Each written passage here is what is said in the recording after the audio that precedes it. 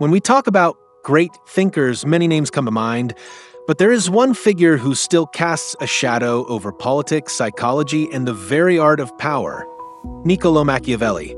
His name is not just remembered, it has become an adjective. To call someone Machiavellian is to describe a person who is cunning, strategic, and willing to bend morality for the sake of survival and dominance. But before we go deeper, we must understand the man himself. Machiavelli lived during the Italian Renaissance, a time of brilliance in art, culture, and thought, but also a time of betrayal, war, and shifting alliances. He was not a cloistered philosopher, writing from the safety of a library. He was a man in the fire of politics, serving in Florence as a diplomat, surrounded by enemies, watching how power was gained, lost, and reclaimed. His wisdom came not from books, but from the battlefield of human nature itself. What makes Machiavelli's ideas so enduring is not their beauty, but their brutality. He wrote about the world as it was, not as people wished it to be. Most philosophers spoke of ideals: justice, virtue, fairness. Machiavelli stripped away illusions. He told rulers the truth: that power is never safe, that enemies are always plotting, and that a prince must sometimes act against morality to protect his state. This was shocking. His most famous book, The Prince, has been called dangerous, corrupting, even satanic. But if you read it carefully, you see something deeper. Machiavelli was not teaching cruelty for cruelty's sake. He was teaching survival. He believed that in politics, weakness invites destruction, and that mercy without strength is suicide. Think about this. Leaders throughout history, from Napoleon to modern presidents, have studied Machiavelli because his insights go beyond his own time. They touch the core of human psychology. People are ambitious, fearful, selfish, and hungry for security. A leader who ignores these instincts loses everything. But one who understands them, one who can play on fear and loyalty, on hope and dread, becomes untouchable. That is why Machiavelli's writings are less like philosophy and more like a manual for survival in a hostile world. And survival was something he understood personally. After years of service, when Florence's ruling family, the Medici, returned to power, Machiavelli was imprisoned, tortured, and nearly executed. He knew firsthand how quickly fortune could turn, how loyalty could vanish, and how fragile the favor of rulers could be. Yet, even after his fall, he wrote The Prince, as if to leave behind the purest distillation of his wisdom. It was his revenge on fate, his way of living forever in the minds of rulers and thinkers. He wrote The Prince not in comfort, but in despair and determination. After he was stripped of every official role, tortured, and exiled, Machiavelli yearned for relevance and a way back into power. He retreated to the countryside near Florence, where humiliation became his daily companion. Broken in body and cut off from politics, he did something extraordinary. Each evening, he shed his worn-out peasant coat, donned the mind of a diplomat, and sat at his desk, pen in hand. He plotted not for revenge, but for influence. The prince emerged from this desperation, written as a declaration to the Medici family, hoping to prove his worth again. He presented it with elegance, layering advice in the form of political wisdom, wrapped in the guise of service. It was his strategic return shot, aimed at the heart of power, cold, calculated, and unflinching. Think about this. Leaders throughout history, from Napoleon to modern presidents, have studied Machiavelli because his insights go beyond his own time. They touch the core of human psychology. People are ambitious, fearful, selfish, and hungry for security. A leader who ignores these instincts loses everything. But one who understands them, one who can play on fear and loyalty, on hope and dread, becomes untouchable. That is why Machiavelli's writings are less like philosophy and more like a manual for survival in a hostile world. And survival was something he understood personally. After years of service, when Florence's ruling family, the Medici, returned to power, Machiavelli was imprisoned, tortured, and nearly executed. He knew firsthand how quickly fortune could turn, how loyalty could vanish, and how fragile the favor of rulers could be. Yet, even after his fall, he wrote The Prince, as if to leave behind the purest distillation of his wisdom. It was his revenge on fate, his way of living forever in the minds of rulers and thinkers. Stylized imagery showing two silhouettes. One cloaked prince seated on a throne in calm stead, labeled heritage, another tense, young ruler surrounded by scheming shadows, labeled new power. Red tones symbolize danger and urgency.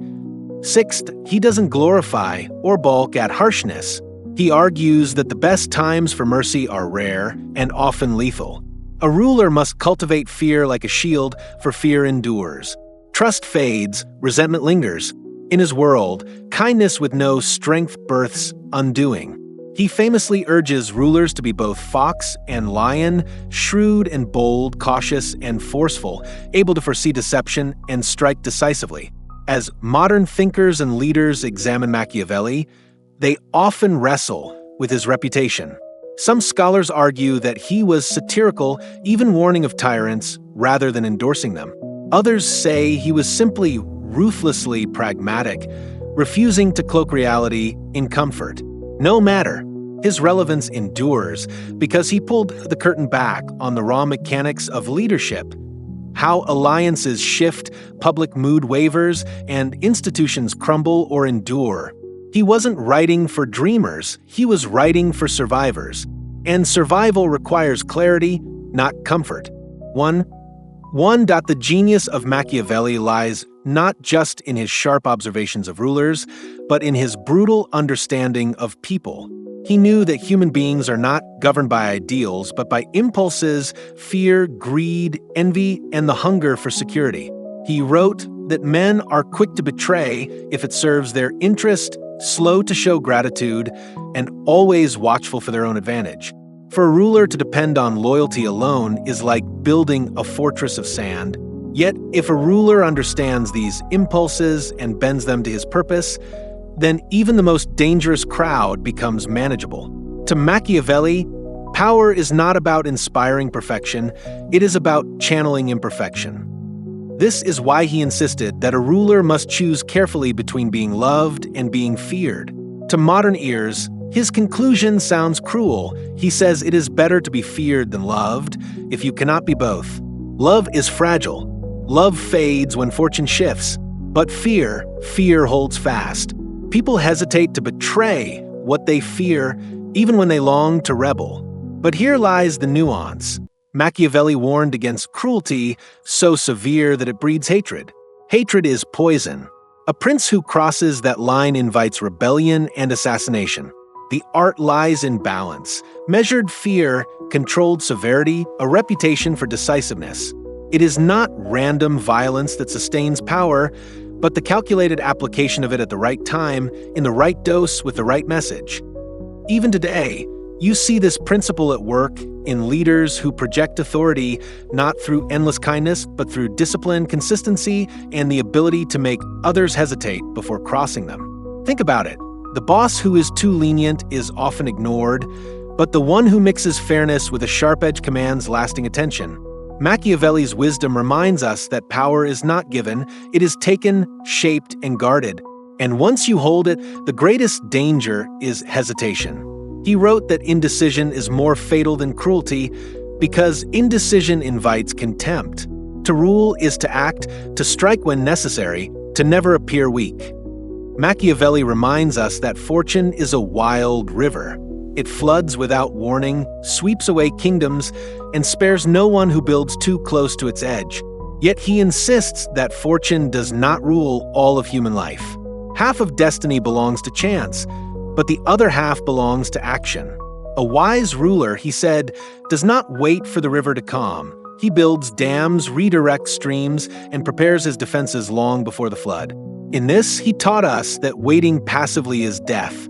Power is not preserved by hope, it is preserved by foresight, preparation, and boldness. This philosophy is what separates survivors from victims, leaders from the forgotten. Too many trust luck. They mistake temporary stability for permanent security. But fortune shifts like the wind, and Machiavelli warned that those who build on hope alone will be crushed the moment fortune turns. He urged rulers to seize fortune with force, to bend it like a woman who must be dominated by courage and aggression. It is not polite language, but it reflects his ruthless honesty. In his eyes, fortune belongs to those who dare, not to those who hesitate. He knew that times of peace demand different skills than times of war. A prince who adapts, who can shift his nature like a fox changes course, will endure. But the prince who clings to one way of ruling, one strategy, one temperament, will eventually collapse. History is littered with rulers who failed not because they lacked intelligence, but because they refused to adapt when fortune changed. What worked yesterday may be fatal today. The rigid mind is the most fragile. Machiavelli's wisdom here echoes through the centuries. Flexibility is survival. One of Machiavelli's most ruthless truths is this: neutrality is death. A ruler who tries to stand in the middle, who avoids choosing sides in the hope of pleasing everyone, will soon find himself despised by all. Friends see him as weak. Enemies see him as unreliable. And when the storm of conflict passes, neither side claims him. To survive, a prince must pick a side, boldly strike hard, and leave no doubt where his loyalty lies. For to hesitate is to invite contempt, and contempt is the slow poison that eats away at authority. This is why Machiavelli praised leaders who acted decisively, even cruelly when necessary. The appearance of strength often matters more than strength itself. To be feared is to be respected. To be indecisive is to be forgotten. He knew that people admire boldness, even when it shocks them, because boldness signals confidence, and confidence draws followers. Hesitation, by contrast, is the scent of weakness, and weakness invites betrayal. A ruler must project certainty even when he is uncertain. He must act with force even when his heart trembles. For in politics, hesitation is not forgiven. Machiavelli sharpened this truth with examples from history. He reminded us that Rome did not merely defeat enemies, it destroyed them so they could never rise again. Cities that were only beaten often rebelled later. Cities that were destroyed never threatened Rome twice. The lesson is cruel, but it is final. When you strike so completely that your enemy cannot recover. Half measures invite revenge. Finality secures peace. For power is not only won, it must be defended by ensuring no rival can breathe again. Machiavelli teaches us that mercy without calculation is weakness. A ruler may forgive, but only if forgiveness strengthens his power. Mercy for its own sake, mercy that arises from softness of heart, often creates future enemies.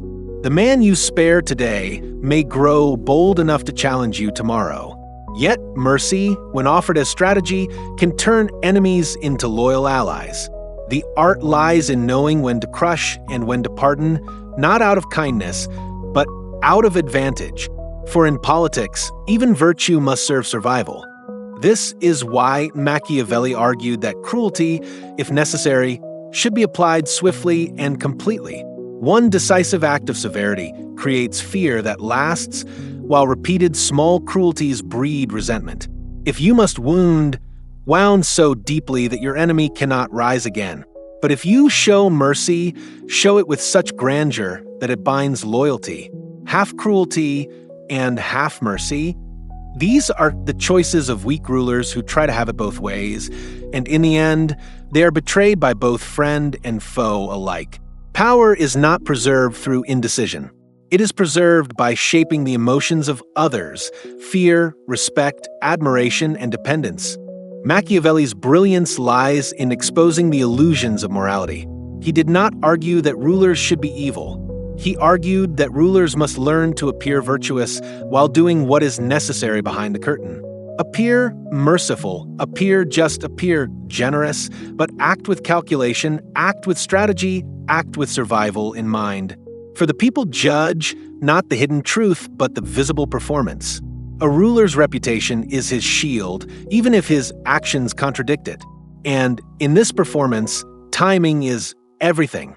Show kindness too soon, and it looks like weakness. Show cruelty too late, and it looks like panic. But act at the perfect moment, and the crowd believes it was destiny itself that guided your hand. Machiavelli knew that loyalty is the most fragile currency of power. People swear allegiance when it serves them, but when the winds of fortune change, they abandon promises without shame. A ruler who trusts loyalty blindly is already defeated. To survive, one must understand that loyalty comes not from love, but from necessity. Men are loyal when they fear the consequences of betrayal or when they depend on your favor for their survival.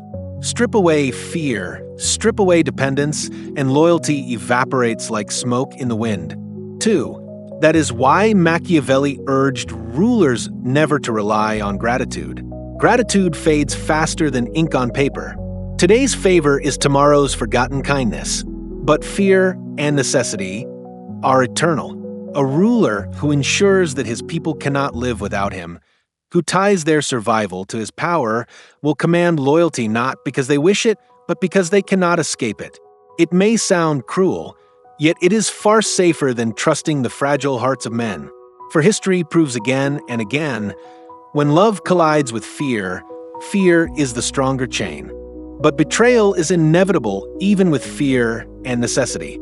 The wise ruler is never surprised by treachery. He expects it, prepares for it, and uses it.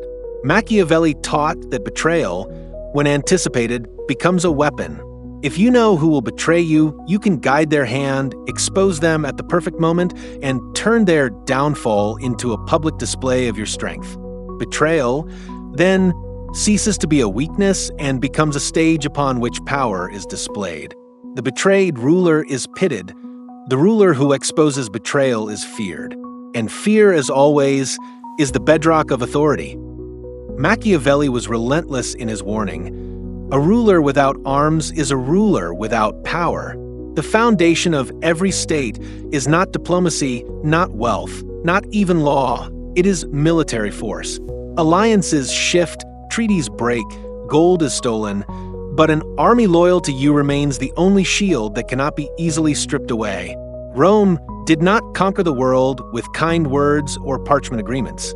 Rome conquered with steel, discipline, and relentless preparation. Without the power of arms, all other virtues collapse in the moment of crisis. Machiavelli despised mercenaries. He knew that soldiers who fight for gold instead of loyalty will abandon their masters the moment the battle turns. Mercenaries serve themselves, not the prince. They are brave in peace but cowards in war. A ruler who trusts his throne to hired swords is a ruler standing on sand. The wise prince trains his own people, builds his own army, and ensures that those who fight for him fight also for their survival. Dependence on outsiders is dependence on disaster. For when steel meets steel, only those who bleed for their home will stand firm. Preparation, too, was a cornerstone of Machiavelli's thought. Fortune, he argued, favors the prepared mind and the prepared state. Storms of fate cannot be stopped, but they can be resisted by those who built strong defenses. Cities that relied on luck were washed away. Cities that prepared endured. A ruler must live always in readiness, for peace is nothing more than the brief pause before the next conflict. To be unarmed in times of peace is to invite destruction in times of war. True wisdom is not reacting to threats, it is anticipating them and being ready before they arrive. Machiavelli believed that fortune governs half of our lives, but the other half belongs to us. Fortune is like a violent river. When calm, it can be managed, redirected, and harnessed. But when it rages, it sweeps away everything in its path. The fool prays for calm waters. The wise ruler builds dams and levees long before the flood arrives. Fortune is not kindness. Fortune is chaos. And only those who prepare, only those who act boldly, can shape chaos into advantage. Machiavelli warned that men who rely solely on luck rise quickly but fall even faster. Their success depends not on skill, but on the fragile tides of chance. When fortune turns, as it always does, they are left naked and defenseless. But those who build their power with discipline and strategy can weather any storm. And when fortune opens a door, they do not hesitate, they strike with ferocity. Opportunity is fleeting, hesitation kills it. The great leaders of history are those who seized fortune by the throat and forced it to obey their will. Boldness is the weapon by which fortune is mastered. For Machiavelli, fortune was not to be worshipped, but to be conquered. He compared fortune to a woman, resistant to the timid, but yielding to the bold. Fortune bends to those who strike with daring force, those who do not wait for the perfect moment, but create it with action. The timid man watches as life passes him by. The bold man bends fortune to his command.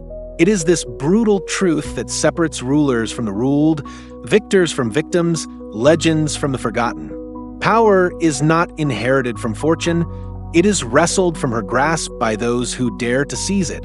Machiavelli's voice echoes through the centuries with a lesson that unsettles the weak but empowers the strong. Power demands finality. To leave enemies half-defeated is to invite future ruin. To leave rivals alive is to plant seeds of rebellion. Mercy without calculation is weakness dressed as virtue. A ruler who wishes to endure must have the courage to finish what he begins. Rome taught this truth when it annihilated Carthage. Had they spared it, Carthage would have risen again, threatening the empire. But by burning it to the ground, Rome ensured centuries of peace. Cruel? Yes. Effective? Absolutely. History does not remember kindness, it remembers survival. Machiavelli knew that a ruler is not judged by his intentions, but by his results. People may curse cruelty in whispers, but they bow before stability. They may condemn harshness in words, but they cling to the safety it provides. The prince who secures peace through fear will outlast the one who seeks love through weakness. The lesson is eternal. It is better to be feared than loved, if you cannot be both. For fear endures where love fades. Fear protects where love betrays. And power without protection is no power at all. Yet Machiavelli was not blind to legacy. He knew that power alone is not enough. A ruler who survives but leaves nothing behind is soon forgotten. The ultimate strategy is to secure both survival and remembrance. This is why rulers must craft their reputation as carefully as their armies. Reputation is the shadow that lingers long after the body is gone. The harshness of their actions may fade, but the permanence of their achievements lives on. Better to be remembered as ruthless and strong than forgotten as kind and weak. History honors those who endure, not those who were merely good. So, what do we learn from the prince? That the world is not kind. That power does not survive on good intentions. That survival requires clarity, cruelty when necessary, and the strength to act when others hesitate. Machiavelli does not offer comfort, he offers truth. And the truth is that rulers who hesitate fall, while those who embrace reality, no matter how dark, rise. The wisdom is harsh, but it is freedom. For once you see the world as it is, you are no longer its victim. You become its master.